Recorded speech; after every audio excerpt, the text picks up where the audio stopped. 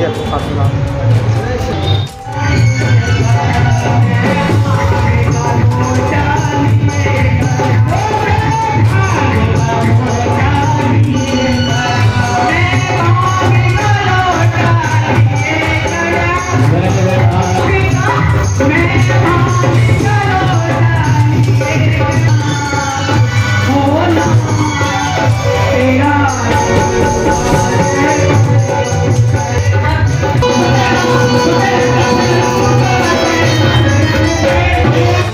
सभी स्वागत अभिनंदन करूँ तो आप अपने भी सोचकर तालियां बजाइए। तालियों के साथ सभी स्वागत अभिनंदन करेंगे पद्मश्री सिंह शेट्टी जी का।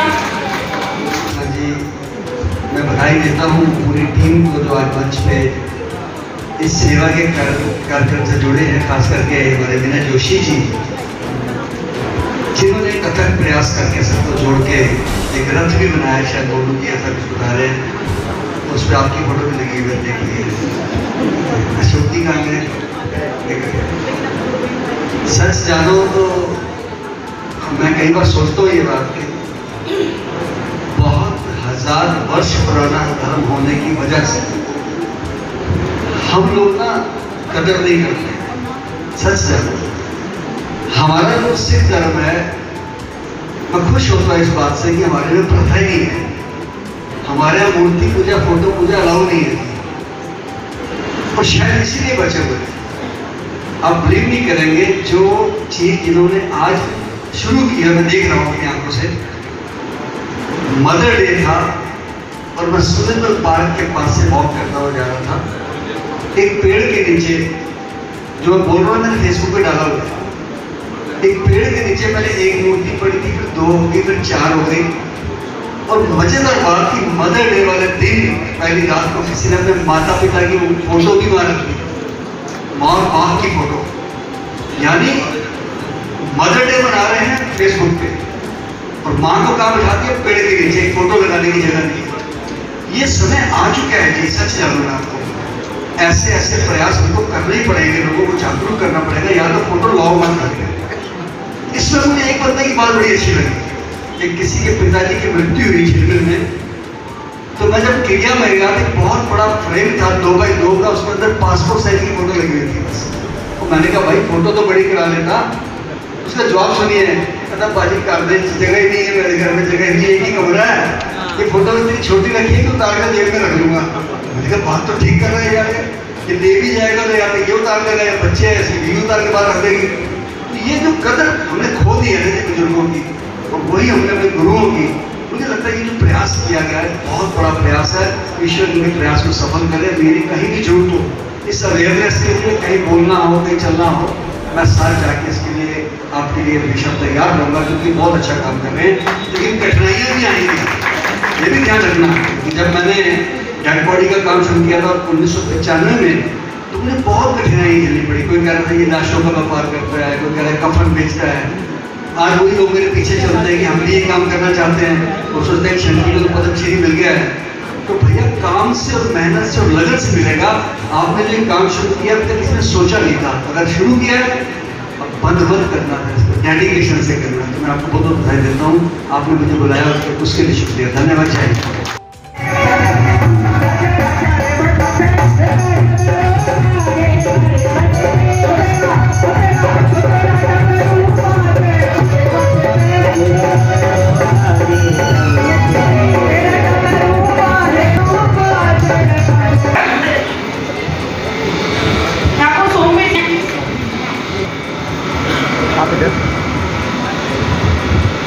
इस पावन अवसर पर उपस्थित सभी बंधुओं का मैं हृदय से अभिनंदन करता हूं और इस संस्था का आभार प्रकट करता हूं। और उनकी पूरी टीम, गोलू भाई, गोलू पात्रा जी, शशि बहन, बहुत लंबे समय से ये लोग सेवा कर रहे हैं खंडित मूर्तियों की। और खंडित मूर्तियों के विषय में मैं केवल इतना कहना चाहूँगा कि जब भगवान से केवल जरूरत का संबंध होता है, प्रेम का संबंध नहीं होता, तभी इस प्रकार की परिस्थितियां समाज में आती हैं। हम अपने परिवार में जो संबंधों में हमें छोटे छोटे गिफ्ट उपहार हमें प्रेम में मिले होते हैं, हम कैसे सहेज कर रखते हैं। जिन संबंधों में प्रेम होता है, हम बचपन से जुड़ी बच्चे की यादें तक उसके छोटे से छोटी चीज संभाल के रखते हैं। और हमसे एक मूर्ति और एक चित्र नहीं संभाला जाता, या हम उसका सम्मान के साथ विसर्जन तक नहीं कर सकते। और यह जो समाज की प्रवृत्ति है, ये करते कुछ लोग हैं लेकिन पीड़ा पूरे समाज को देती है, क्योंकि आपकी यदि उस देवी देवता में आस्था है, आपके इष्ट में आस्था है और आप वहां से गुजर रहे हैं, तो न जाने कितनी बार आपका कलेजा छलनी हो जाता है उस देव के चित्र को उस अवस्था में देखकर।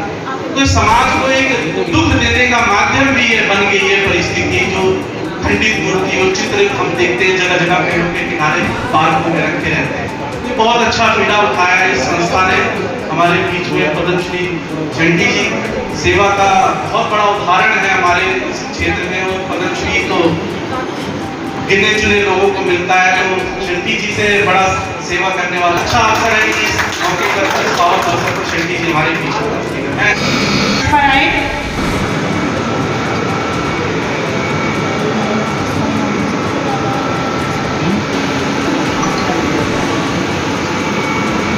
कपिल सराय और यहाँ पर उपस्थित हर आशा करते हैं कि क्षेत्र में जब ये काम चलेगा तो आपका भरपूर सहयोग हमें इस काम के लिए मिलता है। और बहुत बहुत स्वागत है अभिनंदन है। आप लोग जोरदार तालियों से एक बार स्वागत और अभिनंदन करेंगे।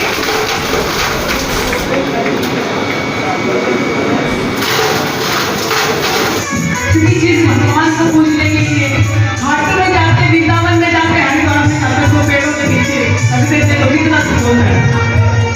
और बाबा दूर दूर तक यो सांवरी रे पार जाओ मोहन मैंने तुझे कहा।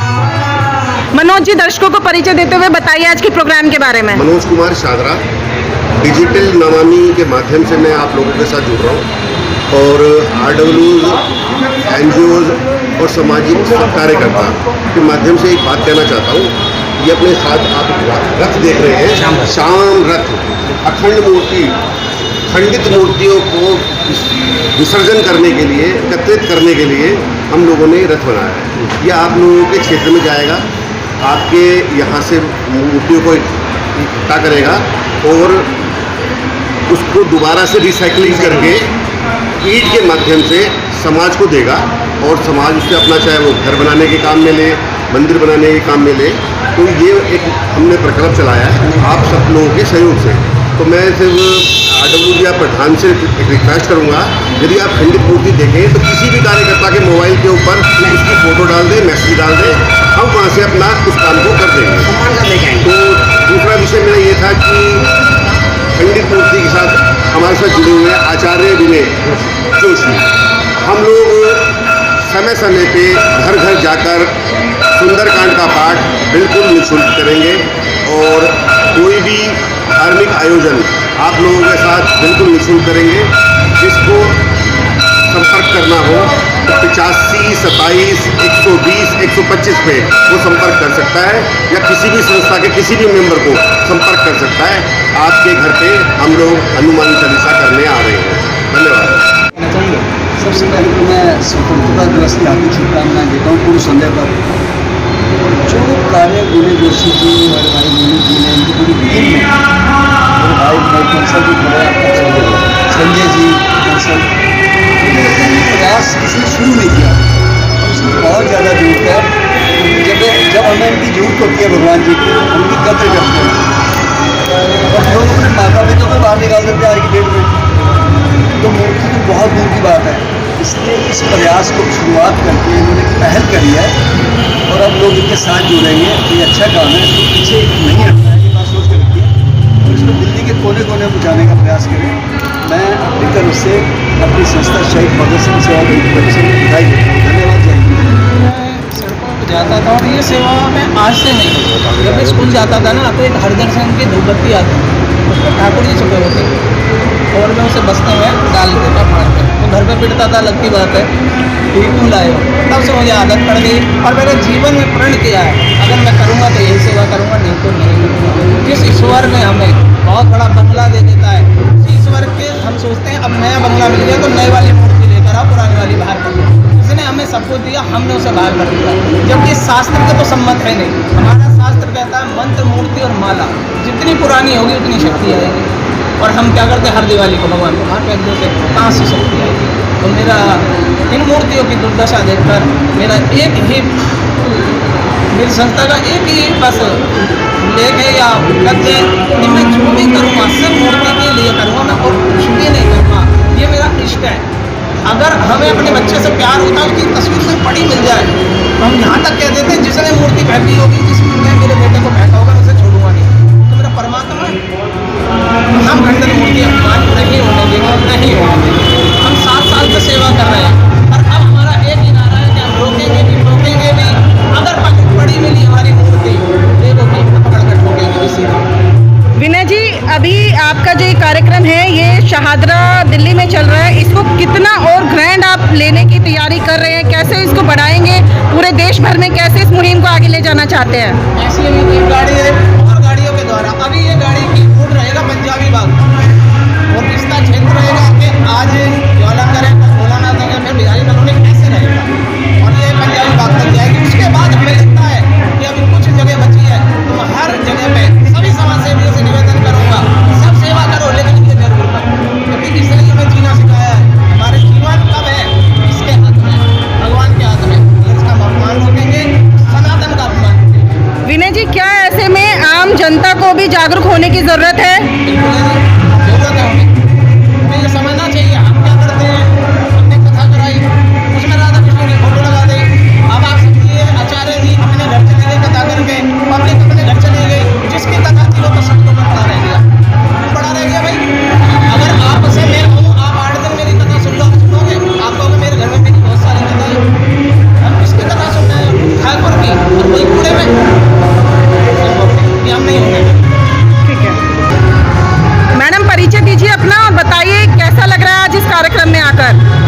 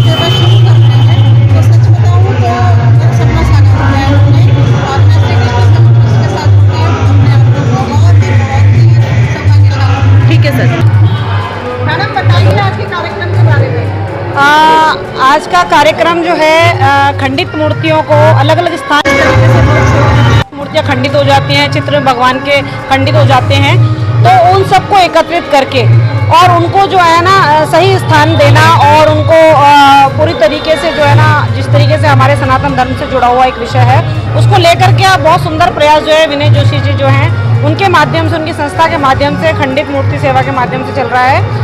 और मैं आपके माध्यम से बस यही कहना चाहूँगी कि पूरी दिल्ली में या ईस्ट दिल्ली में कहीं भी किस तरीके को कोई मूर्ति, कोई चित्र इस तरीके का खंडित होता है और उनको लगता है कि हमें कहाँ देना है, तो वो खंडित मूर्ति सेवा समिति और कृष्ण सेवा ट्रस्ट के माध्यम से इस काम को कर सकते हैं और हमारे किसी भी संगठन में पदाधिकारी कर सकते हैं।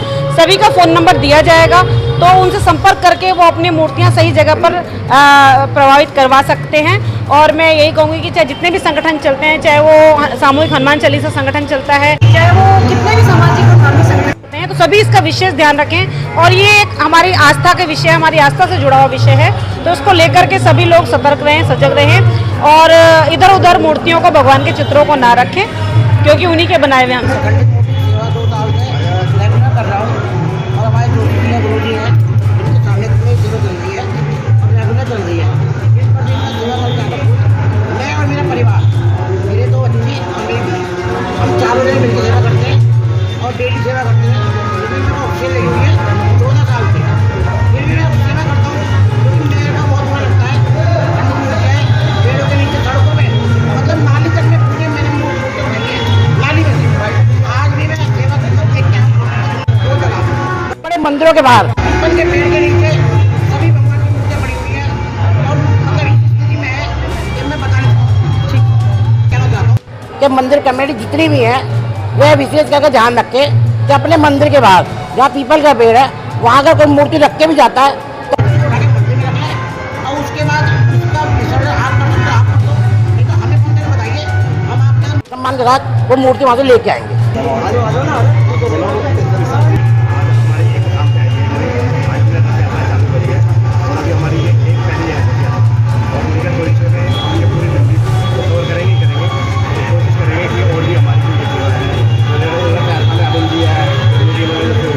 और भी लोगों ने सहयोग दिया है, वो आगे भी हम इनसे कंटिन्यूशन में लेते रहे और पूरी दिल्ली में वहीं पे भी किसी भी टाइप की हो तो हम नंबर अभी आगे वेबसाइट पे डाल देंगे, तो आप जहाँ मर्जी संपर्क कर सकते हैं। और हमारे बंदे विनोद जी हैं, हमारे और भी जो भी बंदे हैं, वंदना जी हैं, बनीराम जी हैं, इनसे जो भी है हम इनके नंबर देंगे आपको और आप जहाँ मर्जी जाएँ दोस्ती हमसे कनेक्ट करें।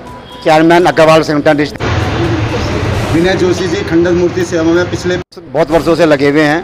हमने उनसे संपर्क किया, आपस में बात की और अग्रवाल संगठन इस दिल्ली ये संस्था को जो है बहुत सहयोग करेगी और हमारा प्रयास रहेगा कि अपने क्षेत्र में हम अपने क्षेत्र से शुरू कर रहे हैं कि कोई भी खंडित मूर्ति पार्क में, गली में, पेड़ के नीचे ना रहे। हम लोगों को जागरूक भी करेंगे और सब मूर्तियों को उठाएंगे भी और फिर इनको एक विशेष स्थान देंगे। ठीक है जी। मैं मनीराम गोयल, जनरल सेक्रेटरी अग्रवाल संगठन ईस्ट दिल्ली, विनय जोशी से पिछले 7 सालों से जुड़ा हुआ। विनय जोशी जी के आग्रह पे हमने एक श्याम रथ का जो हमने सहयोग दिया है और इनका मैंने उनको वचन दिया है आगे उनको जितने भी श्याम रथ चाहिएंगे हम संस्था की तरफ से उनको देंगे। ठीक है। संस्था उनके साथ तन मन धन से हमें